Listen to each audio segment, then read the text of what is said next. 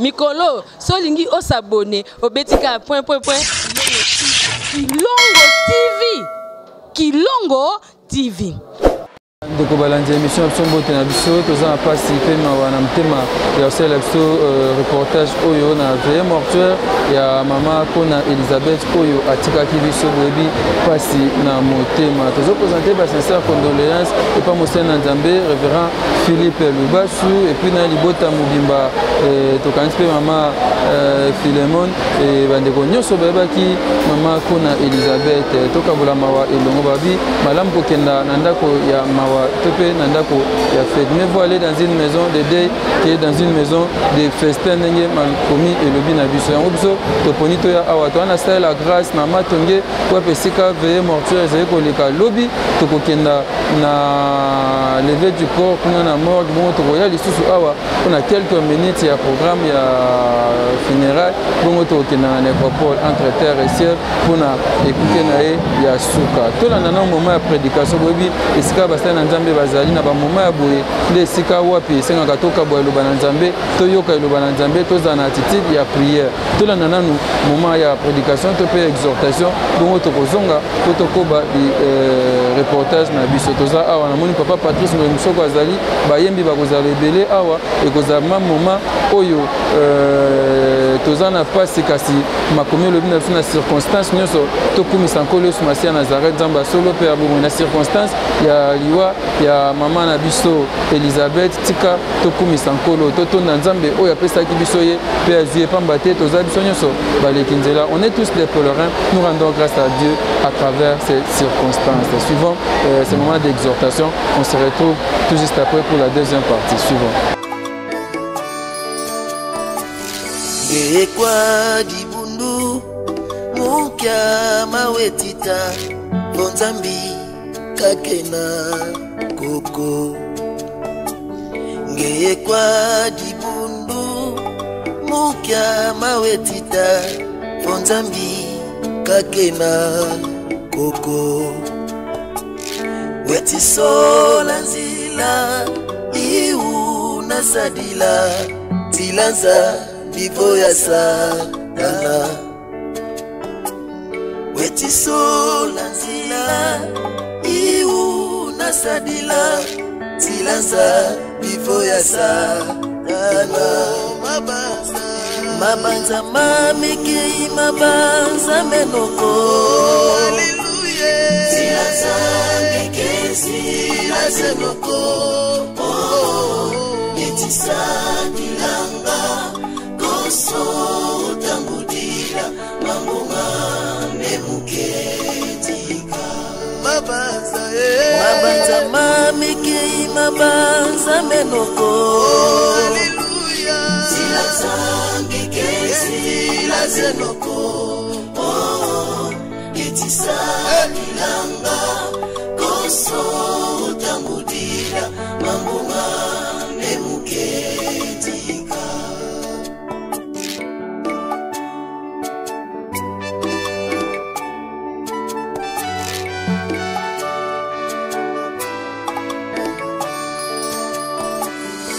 Napasi ngetita kata utondele umatanga ngetita tondele. Unapasi ngetita kata utondele umatanga ngetita tondele. Umayela ngetita kata utondele umatanga ngetita tondele. Umayela ngetita tata utondele umatanga ngetita. Imba haleluya.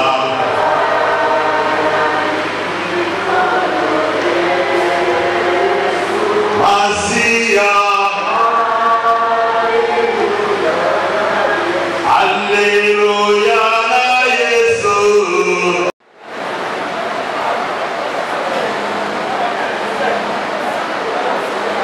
Communiquer biso koko na lelo na circonstance oyo. Ikankolo wa contrôle ya ama moko na moko kozwa contrôle ya matoi ya moko na moko ya motema ya moko na moko po maloba oyo nzambe interpele biso pokwa na lelo afin ke esala biso bolamu emema biso na kozwa badesizio malamu mpo na lokumu na yo kombo na yo ekuma makati na biso bongo tobondeli na kombo na Yesu Kristo. Amen. Amen. Amen.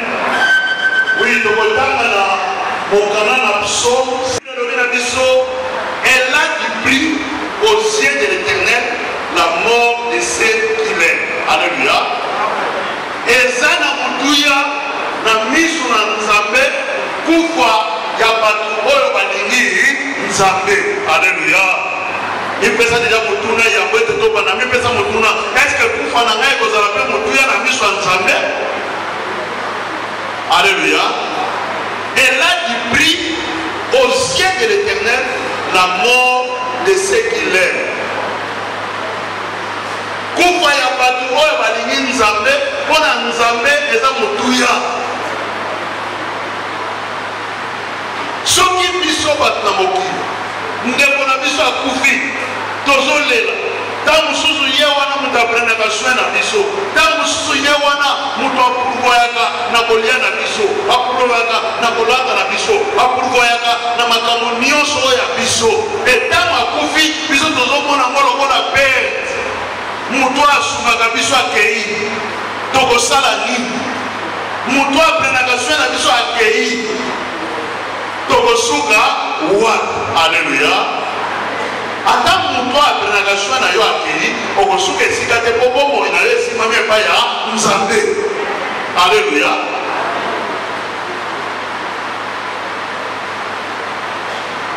Elle a du prix au ciel de l'Éternel la mort de ceux qui aiment l'Éternel.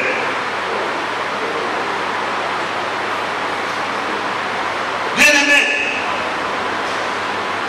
mpona nini Nzambe alobi ete kufa ya bato oyo balingaka ye eza motuya na miso na ye?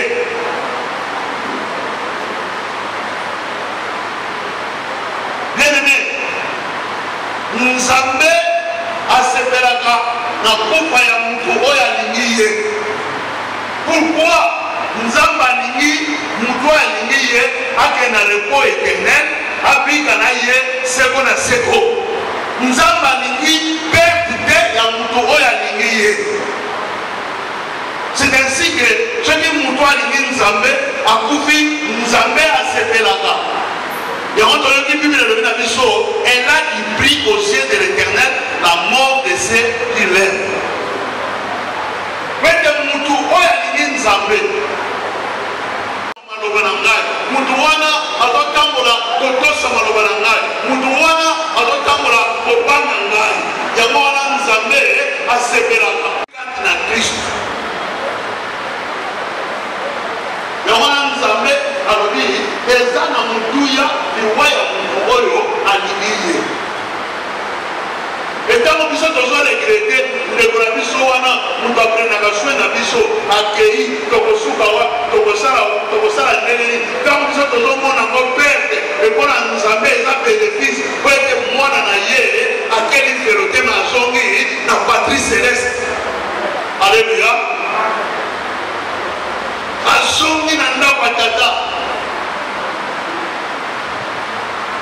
Yango moni Paul alobi la mort bete nke bete na ke na ndako na tata. Bien-aimé, Maman Elisabeth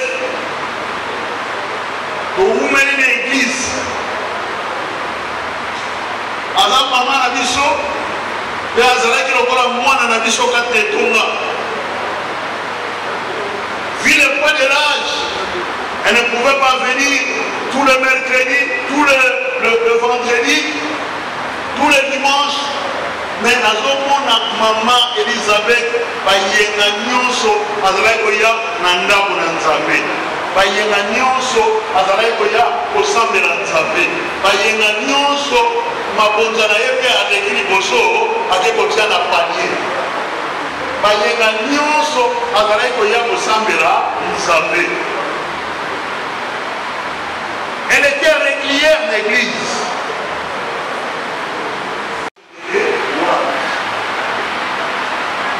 Elisabeth, nous autres, les amis, nous avons il y avait nous autres, les bien aimé.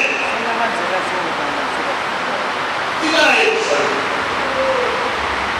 Au moment là, ne voit techniquement avant le bani, ou passera qui ton éternité, pour l'examen, moi, il y a ce qu'on a eu, what? Nzela eza moko kaka po tokende pa ya tata Nzambe. Mutu ali tokende pa ya tata Nzambe, nzela eza moko. Et ce chemin-là, c'est Jésus-Christ. Yalobi, je suis le chemin, la vérité et la vie. Nul ne peut aller au Père autrement que par moi. Nzela moko kaka. Poto que n'est pas tata Nzambe, nzela ezakaka moko. Yo yo salana no alliance na Nzambe te.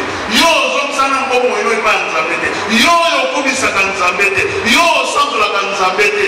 Yo kanisaka makambo nyonso yo sala. Oyo nyonso zwaka ezalaka na makasi na yo, mais yeba ete. Ezana Nzambe na likolo. Oyo apesaka yo makasi. Oui, après si on peut m'accorder, au salam, aux oignons, aux oies. Nous avons un jour à Gobena un jugement. Un jour à Gobena un jugement. Et il y a pas de jugement à nous amener.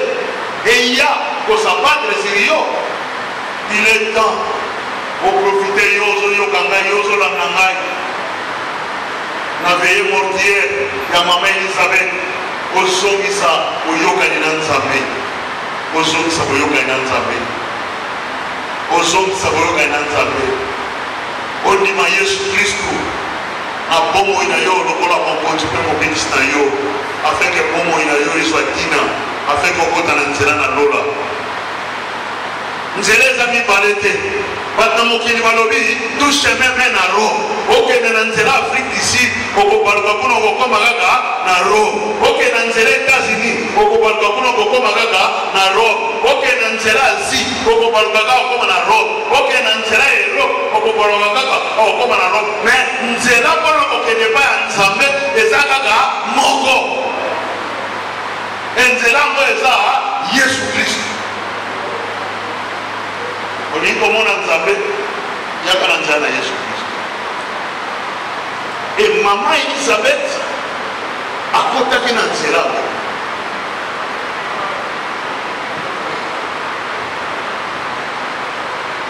Atamboli na Nzela ngo kilo voyage na ye na si ya mabele eye kosila. Semaine passée voyage ya maman Elisabeth esilaki awa na mabele. Kobosa na te bien aimé. Moukanana Jacques et Lobina Bisso, nous sommes des voyageurs et des visiteurs sur la terre.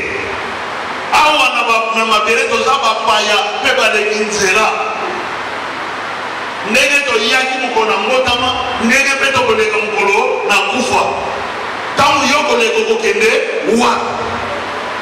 Parce que awa na moki ndenge tozo bika, toza kaka na deux destinations. Alléluia. Alléluia. Pasteur Yimsanga et Sodeniko. Awa na sena moi, toza kaka na deux destinations. Soit c'est l'enfer, soit c'est le ciel. Et tant que Seigneur opona, nous allons kokende, eza tango zana no na bomoi. Maman Elisabeth apona ki oye Nzela. Tango azalaki na nous vivante, apona ki oye Nzela. Yenga nyonso azalaki na kati ya ntonga. Yenga nyonso azalaki koya kokumisa Nzambe. Yenga nyonso azalaki koya kosanzola Nzambe. Yenga nyonso azalaki koya kokumamela Nzambe. Qu'en est-il pour toi? Eza ndenge nini mpona yo?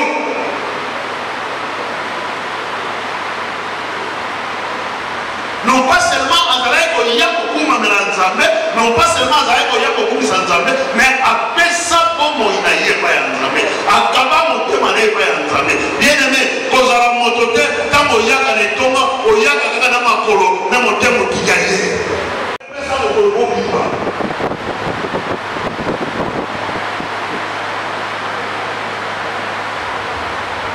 profite ntango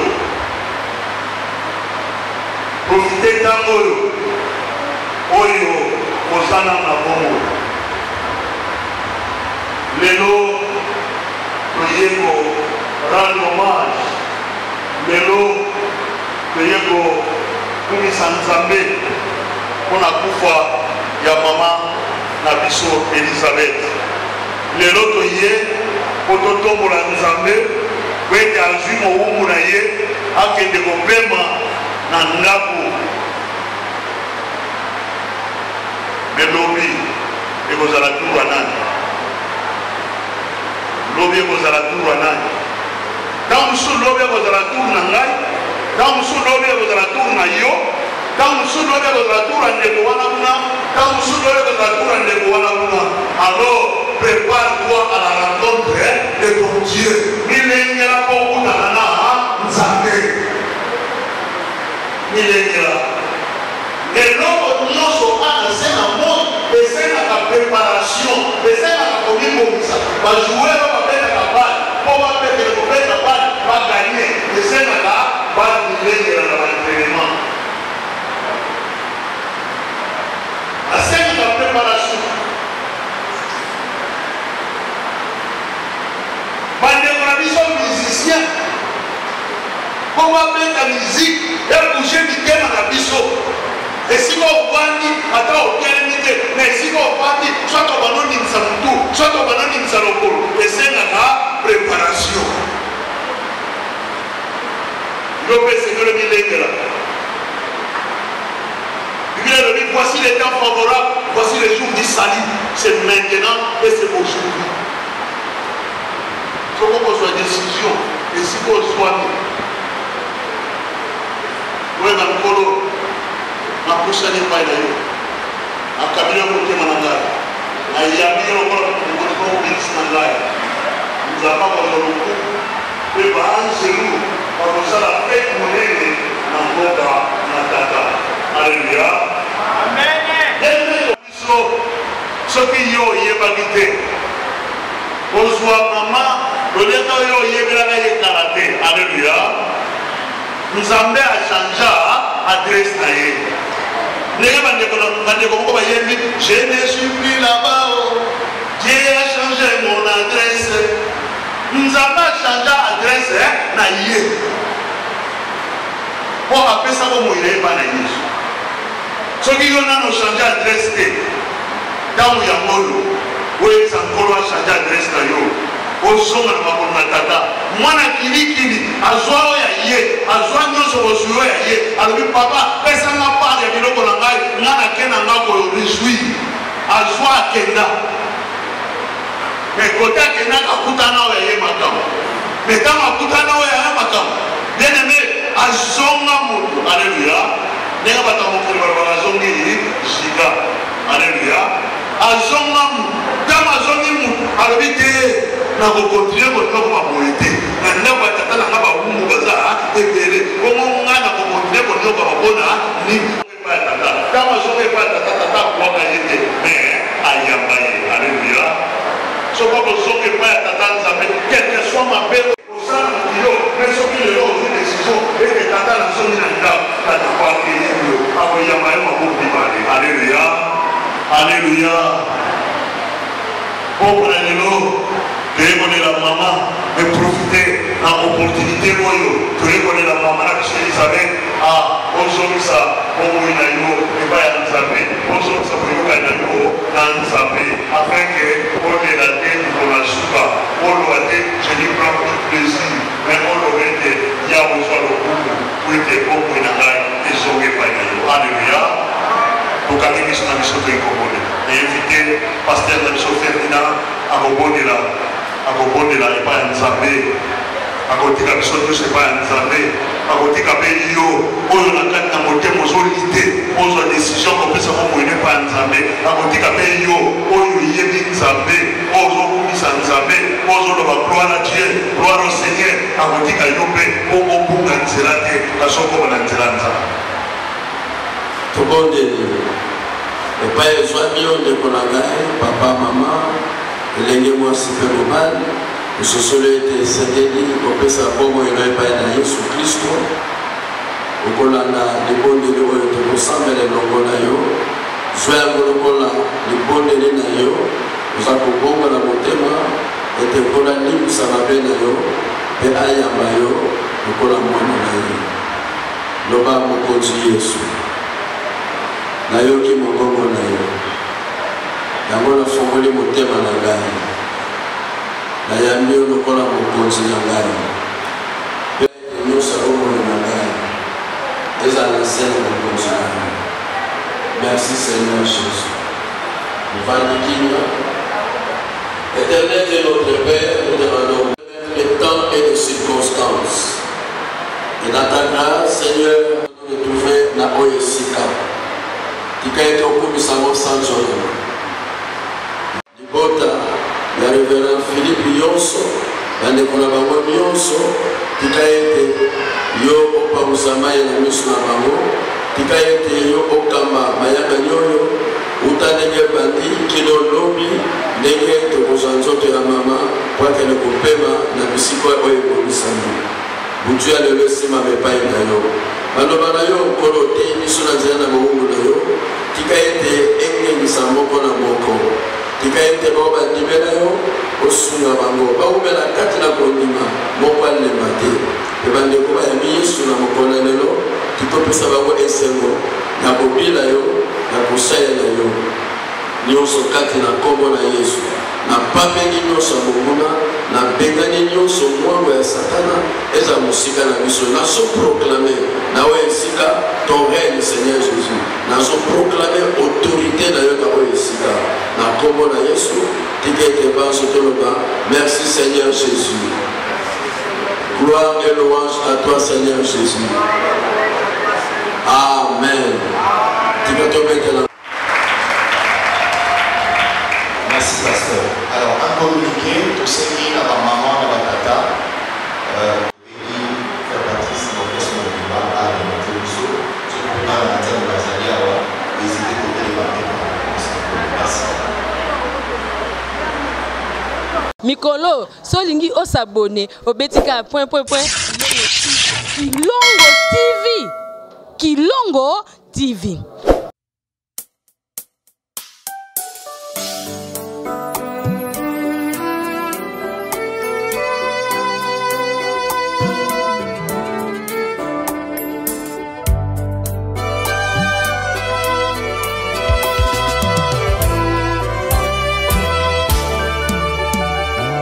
Tango satana belemi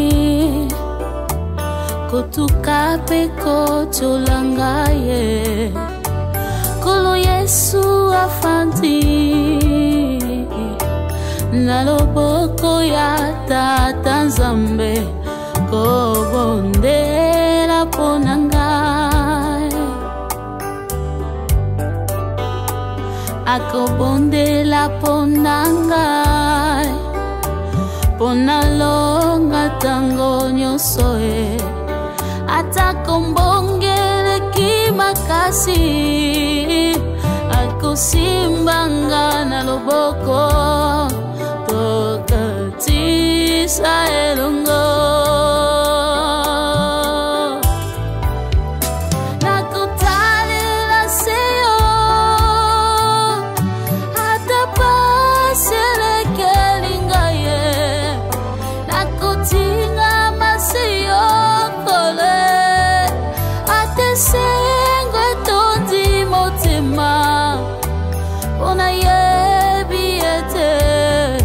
bomo ya moto elonga ezalise na yo ya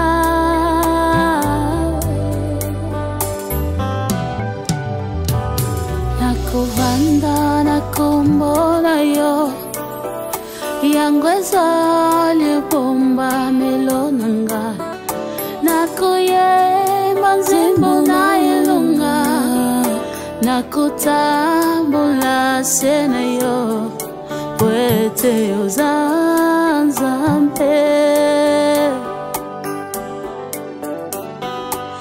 nakovanda na kombo na yo yango ezali bomba melonanga nakuyemba nzembo na elunga nakutambula se na yo poete yo zanzambe nakutalela siyo hata pasilekelinga ye nakutinga masiyo kuleye sengwe tondi motema una yebiete elunga ezalise nayo yawe nakutalela siyo hata pasilekelinga ye nakukanga masiyo koleye asesengwe tuti motima kuna yebiete nabomo ya moto elonga ezalise nayo yawe elonga ezalise na Yesu Masiya Nazareth elonga ezali na ye. C'est vrai, ata pasi ata minyoko tokotika nzelo te po ete longa na bomo ya moto ezali bobele pa Yesu Masiya Nazareth. Bien aimé croix yende mutaloba na biso so tondimi tokomona kembo na Nzambe. Ayo nakoloba na bandeko nanga na lisanga ya basante nakosanjola kombo na yo na mokili mobimba po ete yozali Nzambe. Kolo Yesu motema nanga esanjola seyo kolo nzembo na yo na monoko nanga ekolonga te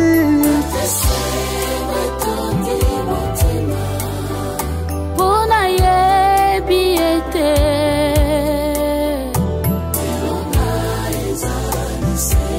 nayo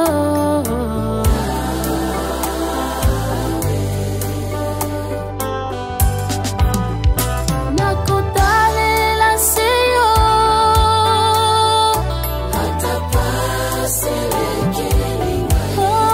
nayo nakotinga maseyo Yesu Masiya Nazarete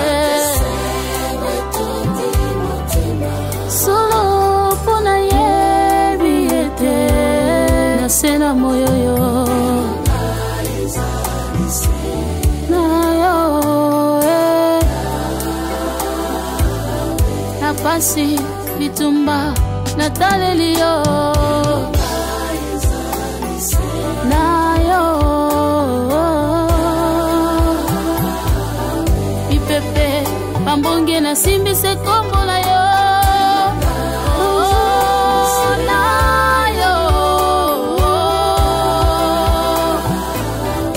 na vilanga nasimbise kondima epa na yo nayo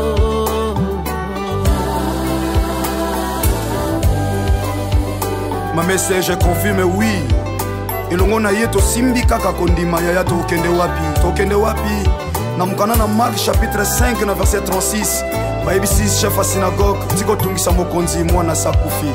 Yesu Masiya otenaki konti ya maloba na bango te kolobi na ye kobanga te. Crois seulement. Alléluia.